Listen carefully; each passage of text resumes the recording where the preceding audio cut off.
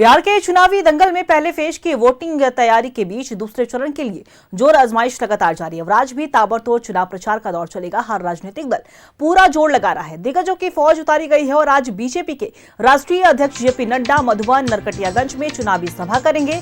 तो वहीं रक्षा मंत्री राजनाथ सिंह बांका, जमुई, सिकंदरा और गुरुआ में जनसभा करेंगे। यूपी के सीएम योगी आदित्यनाथ गया के वजीरगंज और सासाराम में भी प्रचार करेंगे। कांग्रेस की महासचिव प्रियंका गांधी वाल्मीकिनगर और चनपटियों में जनसभा को संबोधित करेंगे। पूर्णिया में आज नीतीश कुमार की भी चुनावी जनसभा है। तेजस्वी यादव नरकटियागंज, मोतिहारी में करेंगे प्रचार। तो वहीं पूर्णिया में चिराग, सम्राट चौधरी, मनीष वर्मा की भी जनसभा बुलाई गई है।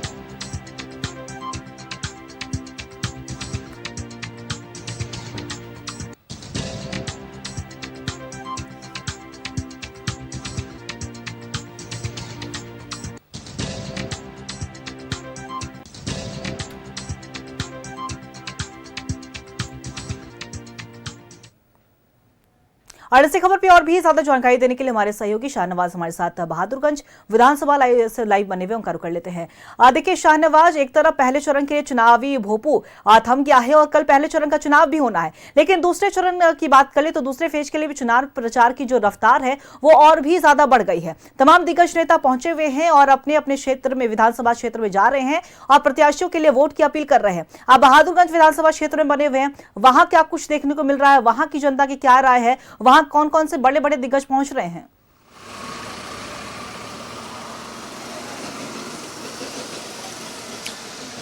देखिए, आज से इस क्षेत्र में चुनावी जो तपिश है वो बढ़ने वाली है। आज पूरे सीमांचल में जो अगर हम बात करें तो नीतीश कुमार का कई जगह दौरा है। ठाकुरगंज में है, रानीगंज में है।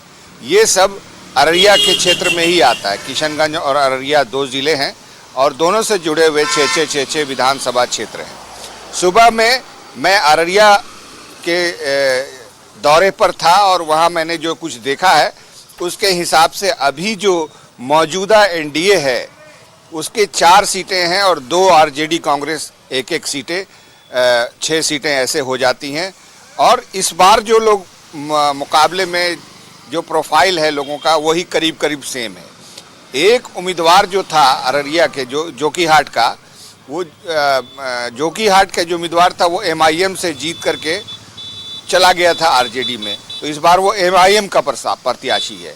तो कुल मिलाकर के जो पहले से जो प्रत्याशी हैं करीब करीब वही हैं। अगर कोई कांग्रेस से है तो फिर भी उसको टिकट मिला है, अगर कोई जेडीयू से है तो जेडीयू की सीट है यहाँ पर। तो ये प्रोफाइल तो फिलहाल यही है, लेकिन सीमांचल में एमआईएम को पिछले बार बहुत गहरा झटका लगा था। उसने 5 सीटें जीती थी जिसमें से 4 लोग आरजेडी में चले गए थे। तो इस बार ओवैसी किशनगंज कैंप करके बाकायदा तौर पर उन्होंने 10 उम्मीदवार खड़े कर दिए हैं पूरे सीमांचल में और उनके निशाने पर होते हैं आरजेडी के जो तेजस्वी यादव हैं। उनको इस बात का गुस्सा है कि उन्होंने उनके 4 उम्मीदवारों को तोड़ लिया। इसके बाद उन्होंने कहा कि महागठबंधन से मैंने समझौते की कोशिश की, लेकिन उनको कोई तवज्जो नहीं दी। तेजस्वी को इस बार सबक सिखाना है। अब जाहिर है ये कितना कन्वर्ट होता है वोटों में। ओवैसी की सभाओं में भीड़ भी उमड़ रही है। कल हम लोगों ने दिखाया भी था कि ओवैसी की सभा हुई थी पूर्णिया के गढ़बनेली में, जो कस्बा के प्रतिनिधि के जो प्रत्याशी हैं एमआईएम के शहनवाज आलम, उनके लिए। तो लोग कहते हैं कि भीड़ तो जुट रही है लेकिन वो हेलीकॉप्टर देखने वाली भीड़ है। अब जो ज़मीन पर कैलकुलेशन होगा फिर यहाँ पंचायत और जो समाज है वो तय करता है कि किसको वोट देना सही रहेगा। लेकिन आज अररिया में घूमते फिरते मैंने देखिए 55% मुसलमान वोटर हैं अररिया में, 55%। अररिया की मैं बात कर रहा हूँ। नरपतगंज में ऐसे हालात नहीं हैं, रानीगंज में ऐसे हालात नहीं हैं। तो ये सब चीज़ें हैं। 4 सीटों पे तो अभी एनडीए और बीजेपी है, 6 में तो आप समझ सकते हैं कि सिर्फ अररिया ज़िले में 55% वहाँ के जो एमपी हैं वो बीजेपी से हैं।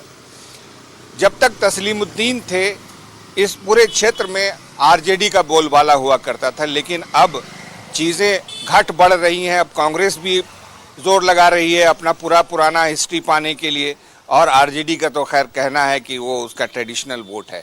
तो यही सब चीज़ें हैं। दौरे आज से शुरू हो गए हैं। आज नीतीश कुमार का दौरा सीमांचल का है, एक किशनगंज के लिए है, एक रानीगंज के लिए जो अररिया में पड़ता है। अब कल के बाद जब पूरी तरह से शिफ्ट हो जाएगा दूसरे चरण में चुनाव सीमांचल में, भागलपुर में, तो अब जो केंद्रीय नेता है बीजेपी के, उनका, इसके अलावा कांग्रेस का, आरजेडी का तमाम दौरा इसी क्षेत्र में होगा। और हालांकि अभी लोग अपने कामकाज में लगे हुए हैं, बहुत ज़्यादा चुनावी शोर भोंपू का तो ज़रूर है, लेकिन इन्वॉल्वमेंट उस तरह से पब्लिक की नहीं है। यही है हालात सीमांचल के। हम अभी किशनगंज के रास्ते में हैं। किशनगंज सेंटर कहा जाता है सीमांचल का, बांग्लादेश का, बंगाल का। चिकन नेक भी वहाँ है। इधर मेरे ठीक पीछे आगे नेपाल है।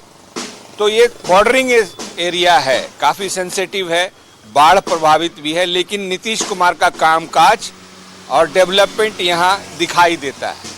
4 लाइन से सड़क सिल्लीगुड़ी जाती हुई दिखती है, जो पहले नहीं थी। लोग भी मानते हैं कि उन्होंने काम बिल्कुल किया है। शाहनवाज। सदर और अस्पताल अब जब कल पहले चरण के चुनाव का जब समापन होगा, तो उसके बाद दूसरे चरण के चुनाव प्रचार को लेकर भी जो तमाम दिग्गज है वो और भी पहुंचेंगे और जनता के बीच जाएंगे, अपनी उपलब्धियां गिनाएंगे और तमाम तरह से अपने प्रत्याशियों के लिए वोट भी मांगेंगे। फिलहाल नजर बना के रखिएगा, अपडेट लेते रहेंगे। आपका बहुत बहुत शुक्रिया जानकारी साझा करने के लिए।